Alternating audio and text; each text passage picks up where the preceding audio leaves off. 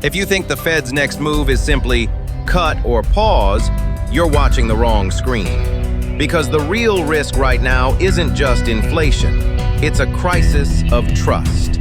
Trust in the data, trust in the direction of the economy, and trust in the institution that's supposed to steer it. This month, December 2025, markets locked onto one headline. November CPI printed at 2.7% year over year. That was below the 3.1% forecast, and down from the last available reading in September. There was no official CPI for October. The government shutdown disrupted data collection. That single detail changes everything, because what looks like a clean disinflation story is actually a moment of deep uncertainty. The CPI is cooler, but parts of the report may be distorted by missing observations and collection gaps. And in that environment, a good inflation print can be the most dangerous headline of the year. Why? Because markets trade the number. The Fed trades the risk of being wrong. That's why the comments from Chicago Fed President Austin Goolsbee matter more than most people realize. In a December interview, he said the CPI report had a lot to like. He also said he would be comfortable with rates being a fair bit lower, but only under one condition: that inflation must be on a durable path back to 2%. Then came the line that should have stopped the scroll. He said he is uncomfortable front-loading rate cuts before the Fed is sure. Not moving toward 2%, not looking better, actually headed there. That difference is everything. Because history is unforgiving to central banks that move too early on data that doesn't hold up. And the Fed knows it. This is not a debate between hawks and doves. It's a battle between signal and noise. Markets trade the headline. The Fed trades credibility. A single CPI print can look clean while hiding structural problems underneath, especially when data quality itself is in question. That's why Goolsbee emphasized something that sounds boring but is critical. He said you never want to hinge policy on a single month. That is not cautious rhetoric. That is institutional self-defense. Because if the Fed cuts aggressively into a distorted signal and inflation later re-accelerates, credibility breaks. And credibility is not abstract. It shapes mortgage rates, auto loans, credit cards, hiring decisions, household confidence. Once credibility cracks, everything becomes harder. Here's the uncomfortable truth. Good CPI is not always good news. Sometimes it's dangerous news. If inflation cools for temporary reasons, seasonal quirks, timing effects, data gaps, the Fed cannot celebrate. It has to wait.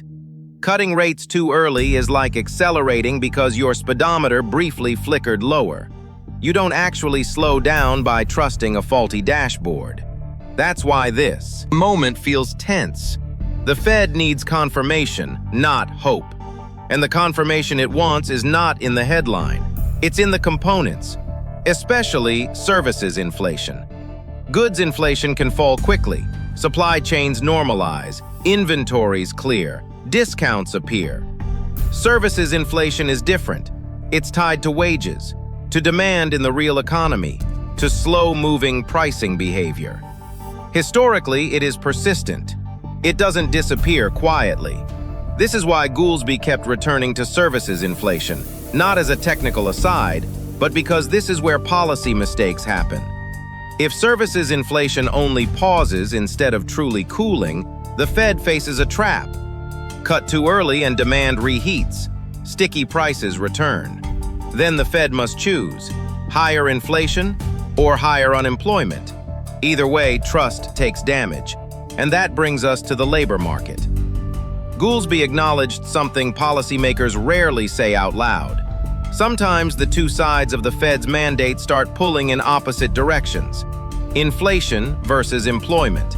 And when that happens, there is no obvious playbook. This is where public debate becomes political, even if nobody intends it to. Inflation hurts everyone, every day. But job loss is catastrophic. When rates stay high, the pain doesn't stay on Wall Street. It shows up in everyday life, in mortgages that still feel suffocating, in auto loans that stretch longer and longer, in credit card interest that compounds quietly every month. So when the Fed holds rates high, it's not just fighting inflation, it's taxing daily survival. That's why this cycle is so fragile. The labor market can look stable on paper, while households feel trapped in reality. And this is where expectations become dangerous. Markets often move before the Fed does. They price in cuts, yields fall, risk assets rally, credit spreads tighten, financial conditions ease, demand picks up. And that easing can slow disinflation, or reverse it. So when Goolsbee says he doesn't like tying the Fed's hands, he's not dodging, he's managing expectations. Once markets believe cuts are guaranteed, the Fed loses control of timing. This is monetary policy as expectation warfare. Now comes the layer most commentary avoids: institutional politics. As discussion grows about who might lead the Fed next, markets start pricing people, not just data. They ask what kind of Fed comes next. More dovish? More hawkish? More political? More independent? That question alone can move markets, which means financial conditions can loosen before any policy decision is made. And that makes the Fed's job harder, because perception shifts. A rate cut that once looked careful can suddenly look like capitulation. A pause that once looked prudent can look defiant. This is how institutional credibility erodes, quietly, through interpretation. That's why Goolsbee emphasized seriousness around the FOMC table. Why he rejected talk of internal intrigue. He wasn't describing the room, he was defending the institution. Because once the Fed is seen as political, its tools lose power. And when the Fed loses power, inflation becomes harder to control. So where does this leave us? Inside a credibility trap. Cut too early, and the Fed risks reigniting inflation and being forced to reverse. That looks careless. Cut too late, and the labor market can weaken faster than models predict. That looks cruel. Signal too much certainty, and markets run ahead of policy. Signal too much doubt, and confidence erodes. Every path has a cost. So the Fed's real objective right now is not boldness. It is avoiding being proven wrong in public. That's why one CPI report, even a good one, is not enough, especially when data quality is under question. The Fed needs repetition. Multiple reports telling the same story, across components, across labor data, especially in services inflation. This is why the rate cuts are inevitable narrative is premature. Yes, inflation looks cooler. Yes, it's closer to 2%. But the Fed does not move on closeness. It moves on confidence. And confidence is built slowly. So what should you watch next? Not just the next CPI headline. Watch services inflation.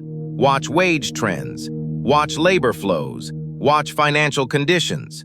Watch inflation expectations. And watch the Fed chair succession narrative. Because the moment markets start pricing a different Fed, the economy starts behaving differently. Here's the conclusion most people avoid. The biggest risk right now is not that the Fed cuts too little. The biggest risk is that the Fed cuts too soon, on the basis of a story that doesn't hold. Because a cool print can be a warm trap, and the Fed knows it. That's why a lot to like but don't front load is not indecision. It's experience speaking. So the next time you see a single number spark celebration, ask a harder question. Is this the signal or just the noise? No noise, no spin, just analysis. If the next CPI report also comes in cool, should the Fed start cutting immediately? Or is the bigger risk cutting into a false signal and being forced to reverse later?